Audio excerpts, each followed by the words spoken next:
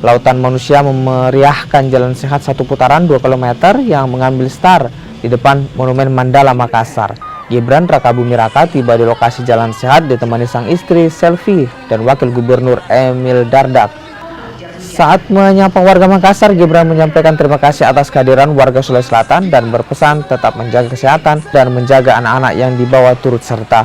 Selama di Makassar, Gibran turut menghadiri sejumlah agenda diantaranya bertemu relawan dan juga pengusaha UMKM. Jalan pagi sarapan bareng semua. Terima kasih. Pokoknya tetap tertib. Yang anak-anak dijaga ya, jangan sampai kegencet. Makasih semua. Tetap jaga kerukunan ya. Makasih sekali, ini ramai sekali pagi ini Makassar. Terima kasih Makassar.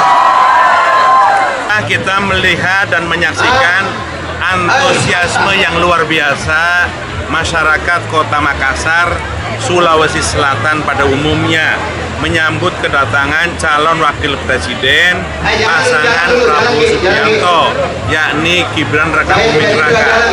Sejak semalam kegiatan yang kami ikuti sama pagi hari ini, masyarakat Kota Makassar dan Sulawesi Selatan menyambut dengan gembira kedatangan Mas Gibran.